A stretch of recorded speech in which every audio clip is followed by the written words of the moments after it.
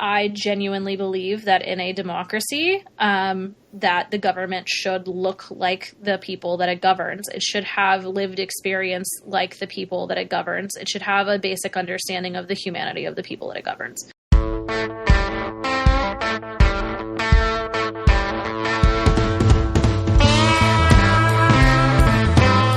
Hey there, I'm Jesse Mayshark, and this is Headlights, Voices from the Progressive South. Headlights is a production of the Progressive South, a nonprofit media platform dedicated to amplifying progressive voices and values across the southern United States. Voices like Eva Posner, who you heard up top. She's a political strategist and campaign consultant based in Richmond, Virginia, who works particularly with progressive, working-class candidates and organizations.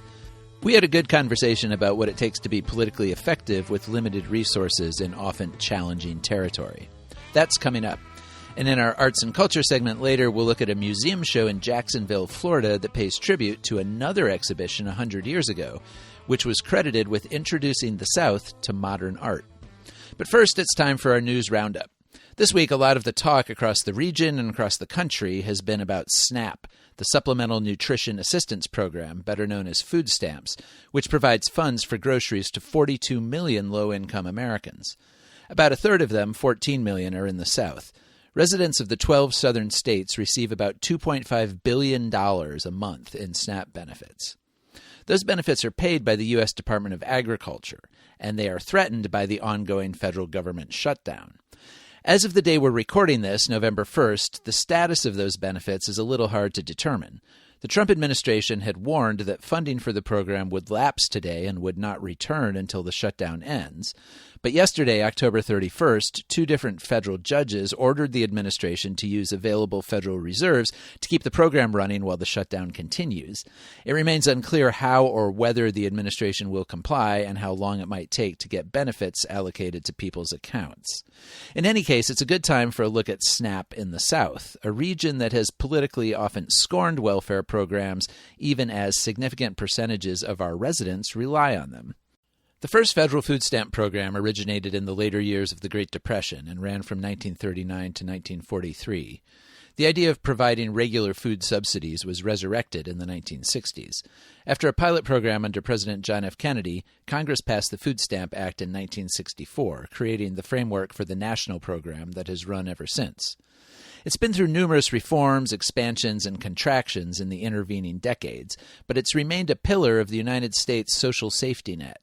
About 12% of Americans currently receive SNAP benefits, which provide an average of $187 a month for approved food items. Eligibility is based on income and is capped at 130% of the poverty level. To be eligible, a single person living alone can make no more than about $1,700 a month, or about $20,000 a year. For a household of 4 people, the income cutoff is about $42,000 a year.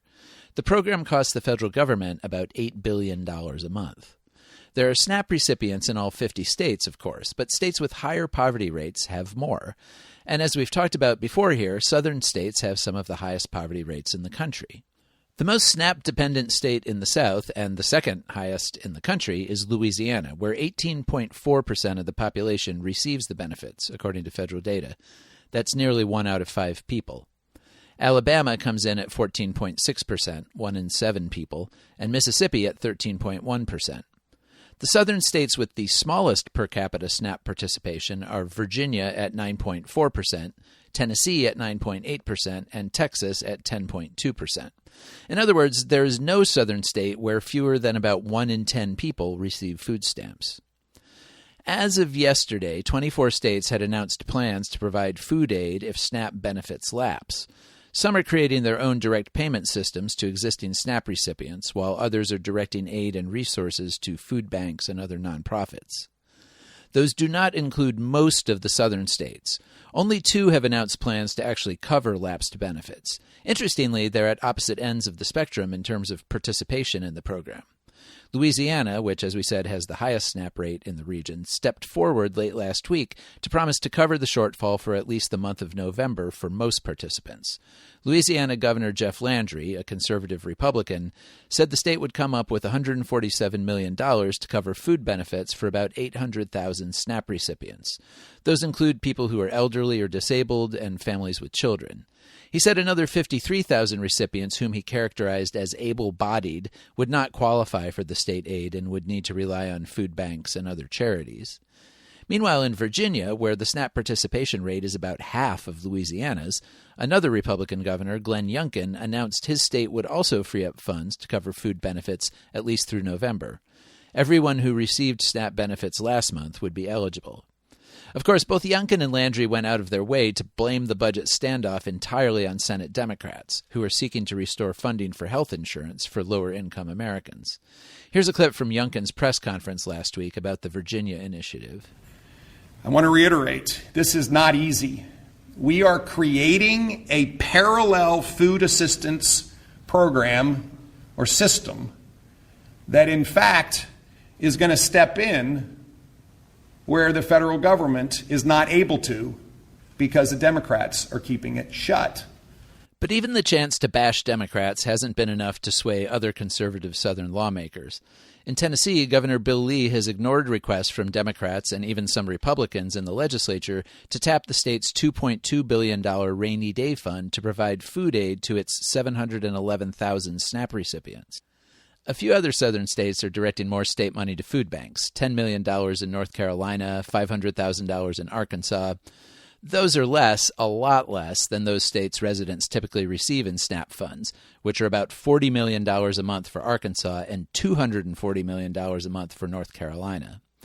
The South's two largest states, Texas and Florida, typically receive about $1.1 billion a month combined in SNAP benefits. Neither has announced any large-scale efforts to make up the difference if benefits are cut off or delayed. Of course, SNAP's impact goes beyond its immediate beneficiaries. All of that money is spent at grocery stores and farmers markets, which in turn use it to pay food producers. Small grocery stores in lower-income communities would be likely to take a particular hit since SNAP payments constitute a significant part of their business.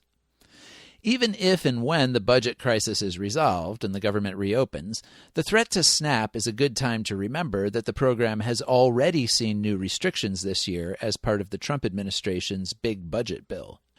A study by the Urban Institute says that young adults aged 18 to 24 could be especially affected by new work reporting requirements, not because they don't work, but because of the general chaos that often surrounds their lives. The study estimates that 700,000 young people a month, many of them working full or part-time, will likely lose SNAP benefits as a result. And they're not the only generation affected by the work requirements. The minimum of 80 hours a month has been extended to include every able-bodied person from 18 to 64. The requirement previously ended at 54. However it plays out, the possibility of losing SNAP is a reminder of how important our limited safety nets are, in the South in particular, how many people they protect from some of the worst harms of poverty and our ever-widening economic inequalities, and how vulnerable they are to the politics of the moment.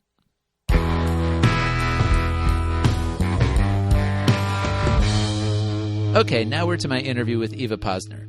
She is the founder and CEO of Evinco Strategies, based in Richmond, Virginia. She created the company in 2016 to focus on electing candidates who increase representation in government, specializing in first-time candidates from diverse backgrounds who face barriers in traditional campaigns, as well as issue campaigns that tackle systemic injustice. She grew up in Virginia and attended the University of Tennessee, right here in my hometown of Knoxville, graduating with a degree in communications, journalism, and electronic media. After college, she moved to California and gained political experience working on some local campaigns and serving as communications coordinator for the San Diego County Democratic Party. Then she moved back to Virginia, where she launched Evinco. Evinco is an unusual political consulting group because it is not focused only on helping with specific elections, but on building a deeper infrastructure to support progressive candidates and values. It runs programs to train not only candidates, but campaign staff and political operatives to be successful at grassroots levels. It also offers paid internships and fellowships to young people interested in political work, with the goal of building a pipeline of future progressive candidates and staff. All of this strikes me as work and expertise that is very much needed for progressive advocates everywhere, and especially in the South. I wanted to hear from her about the current climate for progressive candidates here and what it takes to break through. So, Seth, let's go to the tape.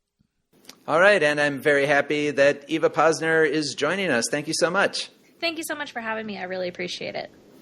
Absolutely. So, I'd like to hear a little bit about, in the intro, I kind of talked through your background, but, as you grew up and you lived in sort of different places around the South, what was the formation of your political awareness? What were the things that I guess you first noticed that made you pay attention? And at what point did it become clear to you that these were things that you wanted to work on and turn into a career?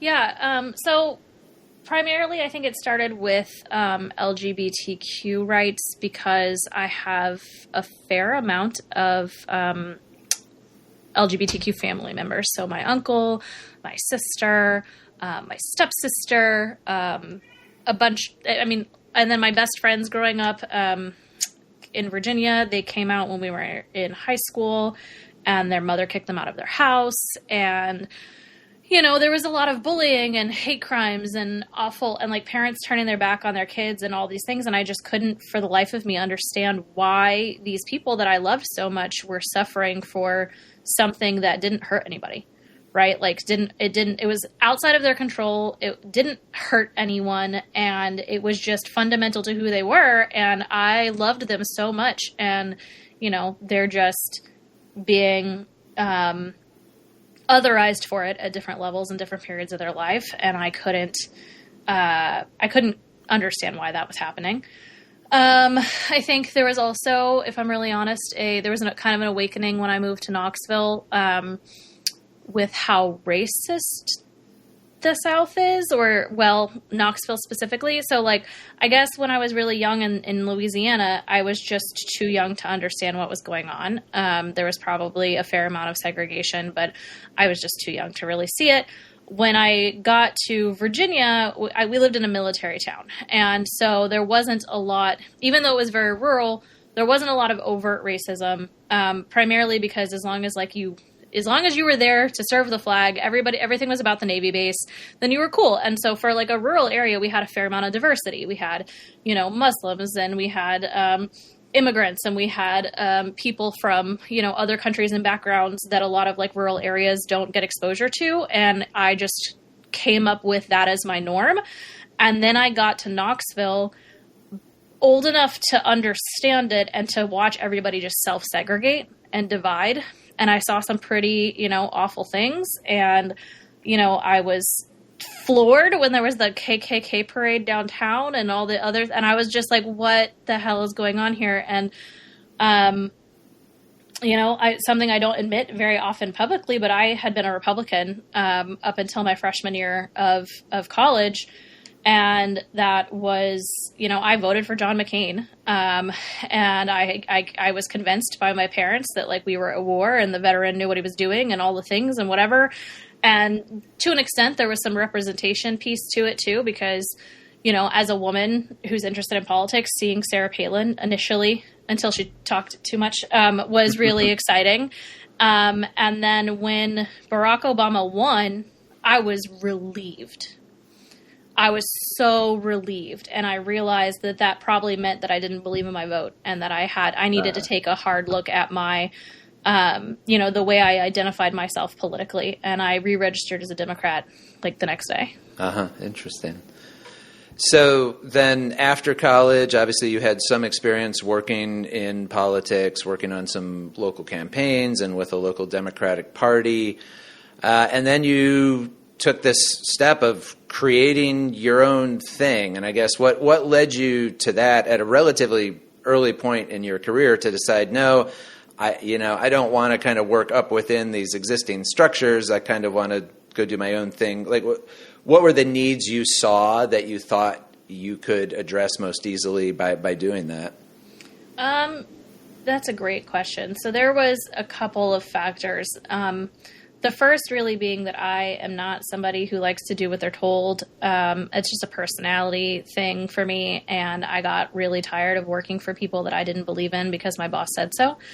And I love my boss, no shade on her. She was great. But, she was making her business decisions as she needed to make them. And they didn't necessarily reflect what I wanted to be doing. And so, there was that element. There was also the element of, I was in fundraising at the time, and we had a lot of clients who were first-time candidates and they didn't know what they were doing. And there's not a lot of guidance given by like the traditional infrastructure to first-time candidates. There's a lot of recruitment, and then they push you off a cliff by yourself. You know, they might train you on some basics. They might you might understand the concept of a pitch or a win number. But for the most part, you know, they're just going to kind of throw you off the cliff by yourself. And the consultants that we were working with were not helping close that gap for my clients. And I found myself, you know, sitting in the call time room with them, explaining the strategies that they were looking through, explaining what their budget said, explaining, you know, what this means and why we shouldn't worry about it right now or whatever. And there were just a couple of opportunities with a couple of clients where they either parted ways with or like inserted me into the consulting situation. And so I just I did that work on top of my full-time job for the first cycle. And then I decided that, you know, I might not know as much of these like old guard people do, but I work hard and I'm really smart and I trust my ability to learn, and my ability to like annoy people to death if I need to figure something out. And so, I just kind of took the leap, and it was early in my career. And there are still people who are a little bit pissed because I didn't wait in line. So, and you've been doing this now for 8 years. So what does that work look like? What's the range of things that you've done, and what do you count as your wins and accomplishments to this point? Yeah, so Evinco is 9 years old. We turn 10 next year, and then I've been doing it for an additional 2 years on top of that. So it's really all I've done for about almost a dozen years now. Mm-hmm. I really love, there's some elections that are close to my heart, some wins that we got that we weren't supposed to get. Those are my favorite, when you have an uphill battle and you surprise everyone. Those are great. We also have done some ballot measure work. In 2020, we were able to get an independent police commission for the city of San Diego that actually had subpoena power. And the ability to do like genuinely independent investigations. And that was really exciting. Their community had been trying to get that for like 30 years and had been, you know, thwarted at every turn by the police unions. And we were able to help them, you know, really channel all the hard work they did into the right spaces to build the infrastructure necessary to make that happen. We've also built just a lot of infrastructure, and that doesn't sound like maybe a win for some people. It's much less straightforward, but there are a lot of communities in this country, whether they are geographic communities or demographic communities, that don't have the political infrastructure that is necessary to really wield influence within the system. And I'm not talking about like your civics books and what you're taught in school. I'm talking about how it really works. And there are a lot of people who don't have the infrastructure necessary, which a lot of times means money. And we've been able to go in and help folks raise money from places that they wouldn't be able to, you know, pull a quantity of small dollar donors that ends up amassing to a large amount of money so that people have to listen, making sure they show up in the right space, and, you know, they have a really solid like grassroots lobbying strategy and things like that. Email lists and donor lists, and even just like Act Blue pages. I had a county party that I worked with last year in Georgia that just didn't even have a donate page. And so I went and forced them to make one. I was like, I will make a donation if you make an Act Blue page. And now they have infrastructure to fundraise that they didn't have before. And so there's some just really basics of politicking that are not granted to people. You have to go build it. You have to really take that power. They're never going to give it to you. And so we have done a lot of infrastructure building over the years in a lot of issue areas and geographies. And I've been really proud of that. And so some of that work that you do that I think is really interesting is not only focused on individual candidates. Obviously you do that. But thinking about the broader infrastructure that surrounds people, not just when they run for office, but then if they win, who's going to be there to support them, building up, you know, campaign staffers or potential future, you know, office staffers and things like that. Can you talk about that work a little bit? How do you find those people and appeal to them? And then what are you teaching them? Yeah, so we have a couple of different ways that we do that. Evinco has a paid internship program and a paid fellowship program, which I'm really proud of. By the way, if you do campaign work, you deserve to get paid. It's a real job. Don't let anybody tell you otherwise. And then we also have an online academy that we teach, it's mostly me, but I essentially just took my entire brain after about a decade of doing this, and I just emptied it out into 10 modules, and it's everything from like the base, how to fundraise, how to write a finance plan, how to write a call script, how to identify what doors you need to knock, how to design a mail piece, how to do a Google ad, how to manage your candidate and make sure that that they're doing what they need to do and staying on task, but also that you have boundaries with them so that they're not treating you like crap and, calling you at 2:00 in the morning. Don't be that person. Nobody likes that person. And so, it's really my entire knowledge base up until that point, which I guess I recorded that in 2021. And it's really, I like to think of it as campaigning 201. It's a little bit above, the regular, the free trainings that you're going to get from National Democratic Training Committee or whatever. It's really about trying to make sure that people who can't afford consultants like me still have access to the knowledge they need to run a well-oiled campaign that is professionally done, that is on message, and that actually hits the people it needs to hit and talks to the people it needs to talk to. It's not necessary in every race to have some big fancy consultant. And actually most races, it's not necessary. There's over 500,000 elected offices in the United States of America, and we only ever talk about 500 of them, which is part of the problem and how we end up where we are. But a lot of those folks, like I've said before, they don't have a lot of the traditional infrastructure, and so they have to build it themselves. And you end up surrounding yourself with, your best friends and your cousins and your high school gym coach or whatever. And that's fantastic, and they're all well-intentioned, and everybody's working really hard, but they are not necessarily doing things in the most efficient manner. They are spinning their wheels. It can be very frustrating. And, you're working 80-hour weeks on this campaign, and maybe, 15 hours a week actually matters. There's a lot of things that don't have to be done, things that people tell you need to do, because things that people tell you need to do because running for office is like drinking from a fire hydrant. And so everybody tells you that their thing is the most important thing, and most of them are wrong. And making sure essentially that people have the skill sets necessary to be able to run these campaigns in such a way that they can win while also having the rest of their lives. When you're running as a working class candidate, it's really already very difficult. A lot of the machine is built against you. And you need to be able to run something that also fits your job and your caretaking responsibilities and all of that. And all your volunteers and, your kitchen cabinet, the friends and family who are helping you, they need to be able to do the same thing. And so trying to make sure that people stay focused on what really matters and what moves the needle, but have the knowledge base to do it well. I just don't see there's any reason to gatekeep that information. There's more candidates than there are consultants, and I don't see people doing good work as competition. Mm-hmm. Well, and you just mentioned working with working class candidates. Can you talk a little bit about the kinds of candidates in particular who you're most interested in trying to, support and elevate? Because I know, on your website, you talk about looking for representation, whether that's probably women candidates, people of color. I guess, why is that a particular angle of your work, and what about those? And I'm thinking particularly in places in the South, what about those kinds of races and those kinds of candidates, face particular obstacles? Yeah. So for me, that work is really important because those people weren't in the room when the Constitution was written, right?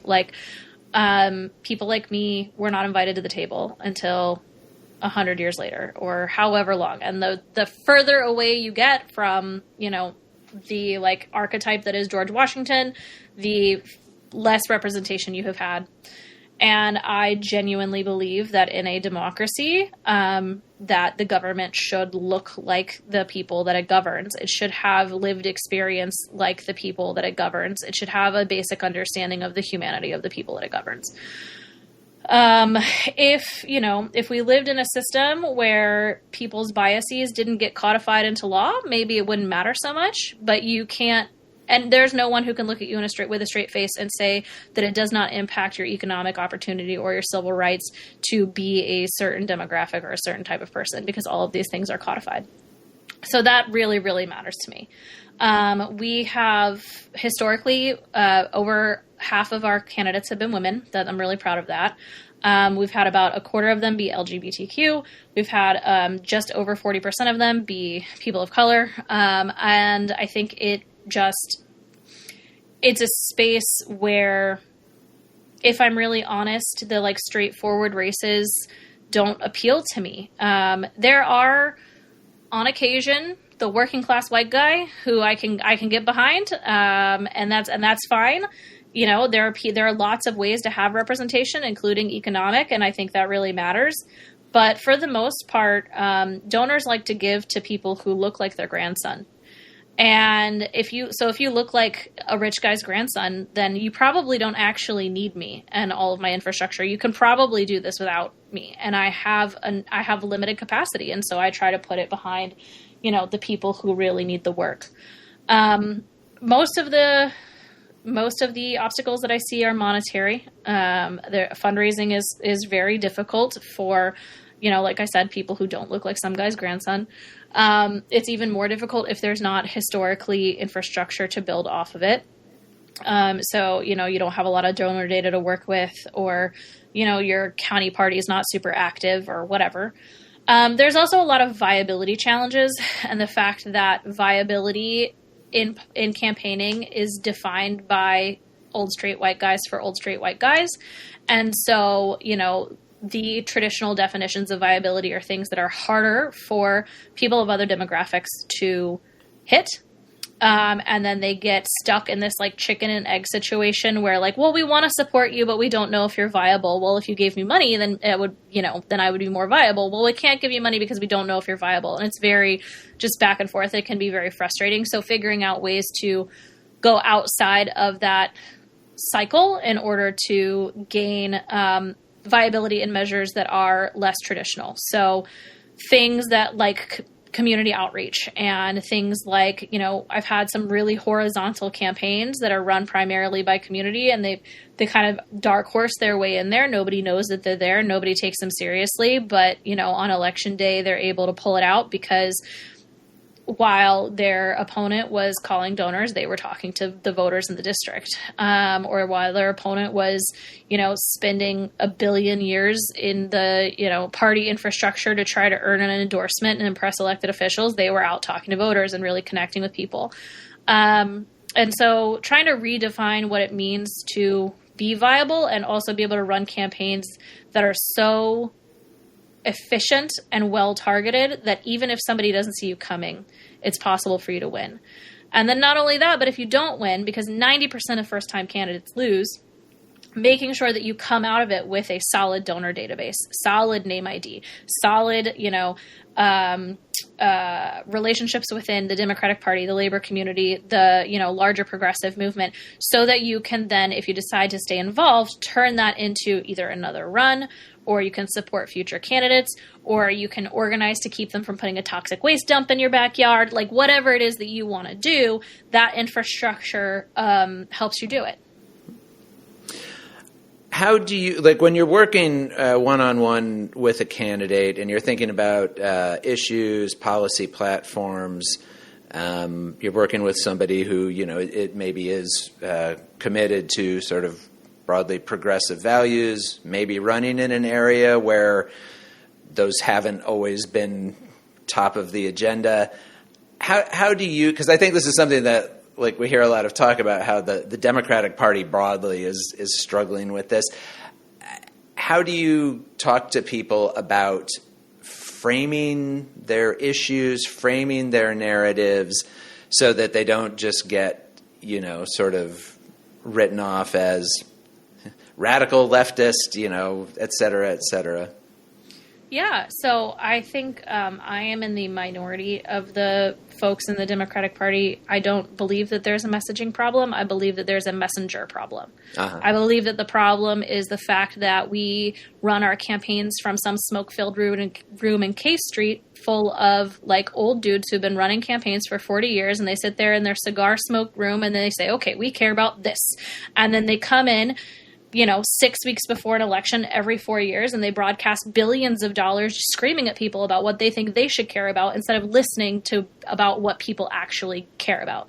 And so I run my campaigns kind of ignoring the Democratic Party. That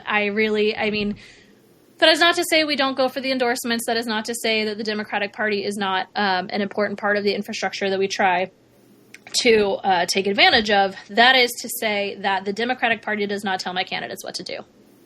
And my candidates run from a place of the issues that they really care about and the issues that the community really needs. And we try to identify that Venn diagram between the things they're really passionate about and that's keeping them up at night and why they're running for office and the things the community really needs.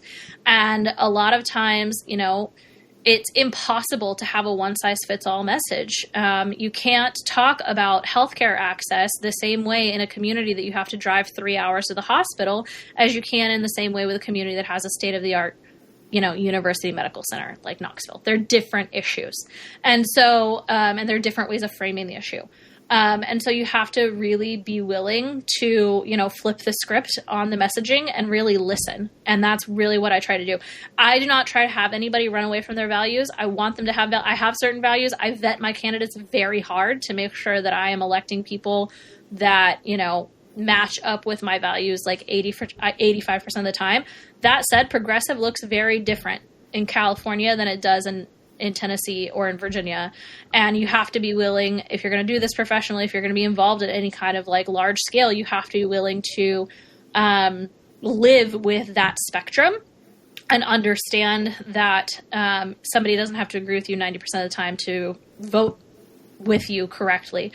And so there is just a lot of trying to understand the human element of why my candidates are in it. What is it that's keeping you up at night? Why are you doing this to yourself? This is really hard. There are so many other ways to make a difference, and most of them make more money. What are you doing right now? Why are you doing it? And really getting to the heart of that, and then gathering data from the community about what really matters there, and then matching those things. And those may be, they may need to build a grocery store. They may need to build a playground. They may need to clean up blight in a certain community. And they're not sexy issues that Joe Biden's running on that you can make a giant commercial on, but they're the issues that people care about when they walk outside the front door. And they make communities feel seen, and they solve problems for people that actually impact their day-to-day. And that's why I do mostly local and state politics. It's because you have a much higher ROI on the effort that you've put in to be able to make change for people. Mm-hmm. Well, I wanted to wrap up by asking you about our current moment that we're in, which obviously at the national level, at a lot of our state levels, certainly in the South, looks pretty dire from any kind of perspective of progressivism. At the same time, though, are there opportunities being created by all of this chaos? I guess how are you kind of advising people, like I say, you look to any elections in 2026. Where are the openings here? Yeah, so I think there's a lot of opportunity. I am of the mindset, and now I'll be honest, it might be out of self-preservation for my mental health, but I am of the mindset that this is one of those things where the dying animal is in the corner, clawing out desperately, and that's why we're seeing all of this noise. Also, it's systemic, and it starts with the Confederacy. So you can't even, it's a whole thing, and it's impossible to address in one space. That said, I think the fact that this political moment that we're in really is the logical conclusion of the fact that we never finished Reconstruction. And that is, this is the attempt of the South will rise again. This is the attempt of the Confederacy to take over the entire thing. And that to me means it's that much more important to listen to and pay attention to the people who are doing this work in the South. Tennessee has been a fascist government for like a decade. Yeah, I tell people that all the time. Like, we've been here for a while. Yeah, no, you've been here for a while, and you've still made huge progress. The municipalities, and particularly the cities, are doing like really solid work. You have some of the most inspirational leaders in the country. I mean, the Tennessee 3 thing was wild. I've seen Representative Pearson speak like 6 times since then. He's absolutely incredible. And there's an opportunity for infrastructure building and an opportunity to like really take this seriously. It does require funding, right? And the hardest part about that is that national funders, like the big people who do the big money, don't pay attention to these states. They give up on them. And I am like, the South is not red, it's oppressed. And that's like a big part of my heart and my belief. And so having these people ignore us is infuriating, and also means that we have the opportunity to build something independent of them, of ourselves, something crowdfunded, something crowd governed, something that belongs only to Tennessee, for example, that then by the time that, you know, they come in, it doesn't really matter. Right? You get to do what you want to do with what you have. I think Georgia's a really great example of that. They have a solid infrastructure now that they did not have a decade ago. Not everywhere. It's not the same all over the state, but it is statewide pretty fantastic. And I think, you know, there's significant opportunity for places like Tennessee to do similar things. Marsha Blackburn didn't really win her race by the number of votes. The undervote, which means the people who did not vote, was larger than her margin of victory. So there is incredible opportunity if we can identify leaders who will listen to people. If we can identify ways to build infrastructure that is independent of, you know, of this system. If we can find ways to flip the script on how things are traditionally done, because it clearly isn't working, then there's an opportunity, I think, to build something really beautiful. All right. Well, I think that's a good place to leave it. Eva Posner with the Evinco Strategies, thanks so much. I will include a link to your website in the show notes. People can go there and see all the different services you offer, and really appreciate it. Yeah, thank you so much.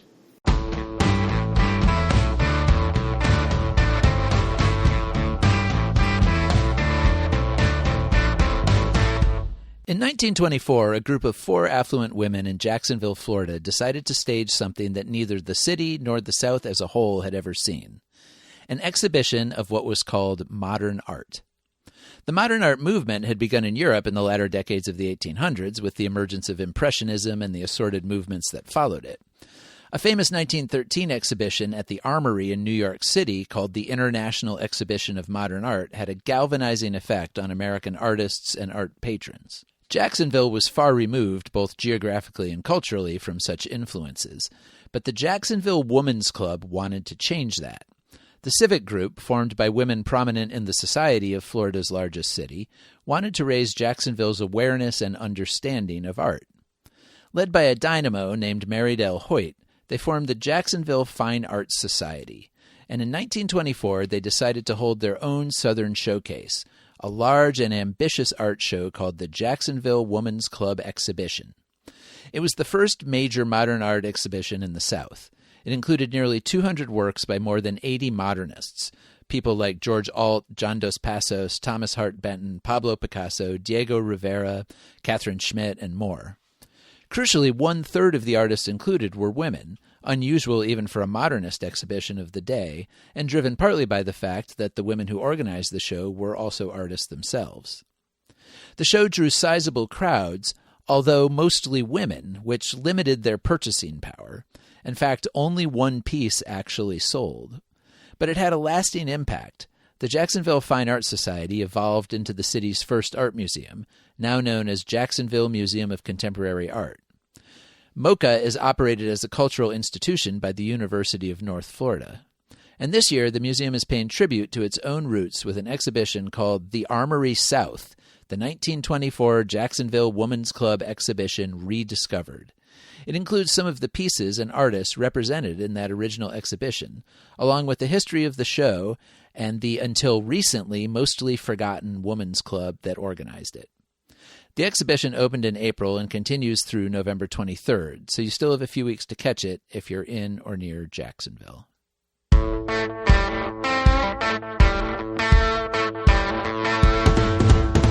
And that wraps us up for this week. Remember, the Progressive South is a nonprofit media outlet, and you can find information about contributing to our efforts on our website, theprogressivesouth.org. Thanks to Bark for our theme music, and to Lord Seth the Libertarian for his production work at Barbarian Productions. And thanks to you for listening. Remember, you can call and say hey from wherever you are. Just leave us a message at 865-214-7764. That's 865-214-PROG.